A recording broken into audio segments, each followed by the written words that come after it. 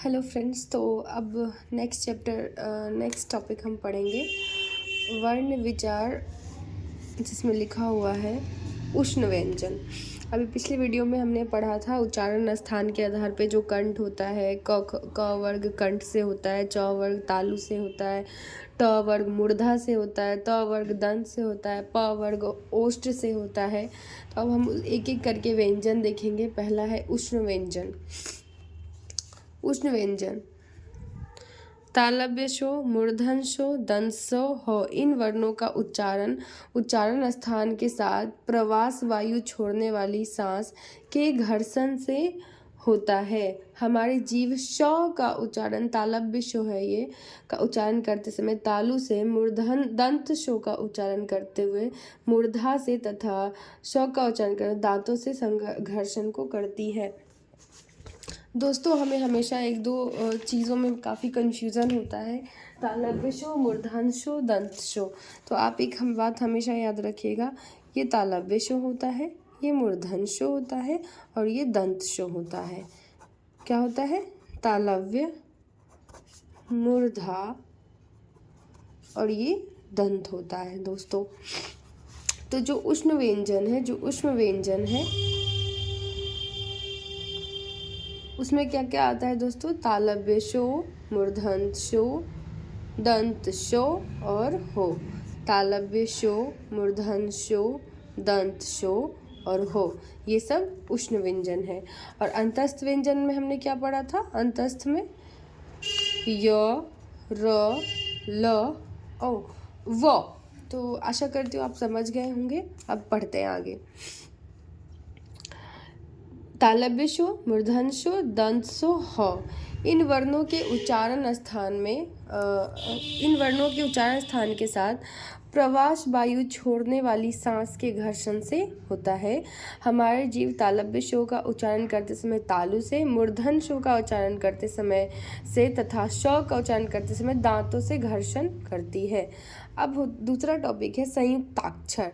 छ, त्र, ज्ञ तथा श्र संयुक्त व्यंजन है। दोस्तों, अगर आपसे पूछा जाएगा कि संयुक्त व्यंजन क्या है, संयुक्त व्यंजन, तो दोस्तों ये है छ, त्र, ज्ञ, श्र। छ, त्र, ज्ञ, श्र, ये संयुक्त व्यंजन है। इनका विस्तार अथवा आक्षरिक खंड निम्न प्रकार है। क, धन, दंतशो, मूर्धन्यशो प्लस अ, छ। खैर, ये तो आप अपने हिसाब से समझ ही सकते हैं। हिंदी में ज्ञ का उच्चारण गे होता है, इसीलिए इसका विस्तार ग, य प्लस अ के बराबर ज्ञ की तरह अब होने लगा है। दूसरा, प्रयत्न के आधार पर। पहला, स्पर्श व्यंजन। जब दो उच्चारण अवयव एक दूसरे को स्पर्श करके हवा को रोकते हैं और फिर अलग होकर हवा को जाने देते हैं, अर्थात हवा का आगमन, अवरोध और उन्मोचन। हिंदी में क, ख, ग, घ, त, थ, द, ध, ट, ठ, ड, ढ, ये सब स्पर्श व्यंजन माने जाते हैं। दोस्तों, जितना भी क वर्ग है, ख वर्ग है, च वर्ग है, त वर्ग है, थ वर्ग है, सबका लास्ट वाला अगर हम हटा दें तो वो सब क्या होता है? स्पर्श व्यंजन। अब नासिक व्यंजन। 5 वर्गों में पंचम वर्ण ड, र, न, म का उच्चारण नासिका से होता है। इन्हें नासिक व्यंजन कहते हैं। संघर्षी व्यंजन। जब दो उच्चारण अवयव एक दूसरे के इतने समीप आ जाते हैं कि हवा दोनों के बीच घर्षण करके निकल जाती है, जैसे हिंदी में क, तालव्यशो, मूर्धन्यशो, दंतशो, ह संघर्षी व्यंजन है। क, तालव्यशो, मूर्धन्यशो, दंतशो, ह संघर्षी ध्वनियां हैं। क, तालव्यशो, मूर्धन्यशो, दंतशो, ह संघर्षी व्यंजन है। अब स्पर्श संघर्षी। जिन ध्वनियों का प्रारंभ तो स्पर्श से होता है, किंतु उन्मोचन धीरे धीरे होता है। ऐसे में हवा का कुछ देर में घर्षण करके निकलना होता है। हिंदी में च, छ, ज, झ स्पर्श संघर्षी व्यंजन है। हिंदी में च, छ, ज स्पर्श संघर्षी व्यंजन है। पार्श्विक व्यंजन, इन्हें पार्श्व या विभक्त व्यंजन भी कहते हैं। इसमें मुंह के मध्य भाग से वायु बाधित होता है, फिर वह दोनों पार्श्वों से निकल जाता है। हिंदी में ल की ध्वनियाँ पार्श्विक होती है। लुंठित, जीवा के बेलन की तरह लुंठन करके तालु के स्पर्श से यह ध्वनि उत्पन्न होती है।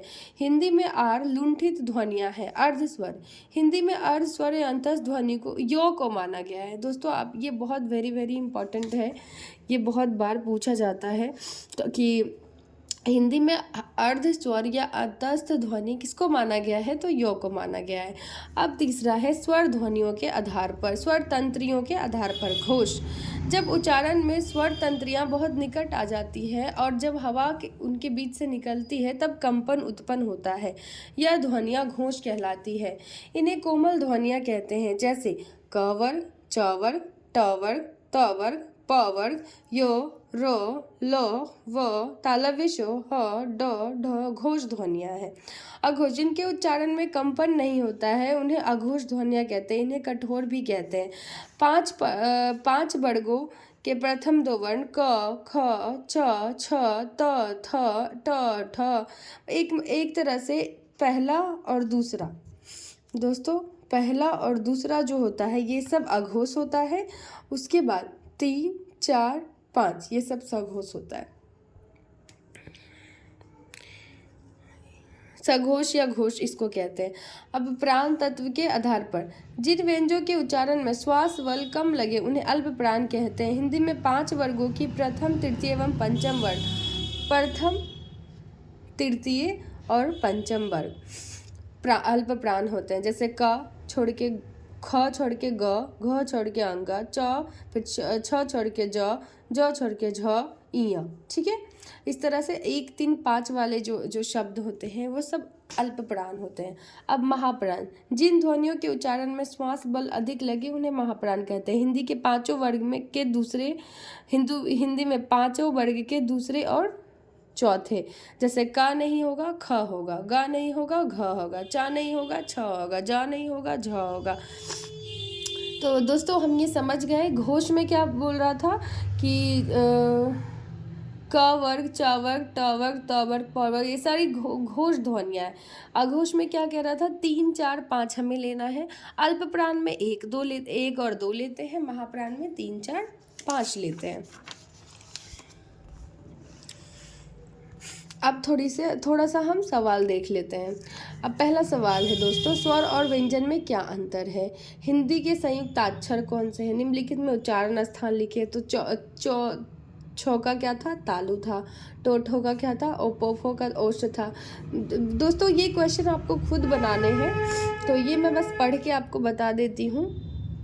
आंसर्स के लिए आप कमेंट कर सकते हैं। पहला ल धन ई ख अ, इसका आंसर क्या होगा? इसका आंसर होगा लिखा। म री द अ, इसका आंसर क्या होगा? इसका आंसर होगा मृदा। र प्लस धन उ धन अ प धन अ, इसका क्या होगा? रूप। 3 का अ, रूप। ब धन र धन अ धन ज धन अ, इसका आंसर होगा ब्रज। इस तरह से आप देख रहे हैं कि इनमें से क्वेश्चन दिया हुआ है। आचरिक खंड वर्ण विच्छेद कीजिए। वाक्य का, दीर्घ का, ग्राम का, विद्या का, हिंदी का। छठा क्वेश्चन, हिंदी भाषा की ध्वनियों का वर्गीकरण कितने रूप में किया गया है? ये आपके लिए सवाल है। मात्रा की दृष्टि से स्वर के भेद बताइए। नासिक व्यंजन कौन कौन से हैं? स्वर तंत्रियों के आधार पर व्यंजन ध्वनियों के भेद बताइए। प्रांत तत्व के आधार पर व्यंजन ध्वनियाँ कितने प्रकार के हैं? तो दोस्तों ये दूसरा चैप्टर हमने आज कवर कर लिया। अब नेक्स्ट वीडियो में हम तीसरा चैप्टर करेंगे जिसका नाम है शब्द विचार। अगर वीडियो अच्छा लगा हो तो ज़्यादा से ज़्यादा शेयर करें। Thank you.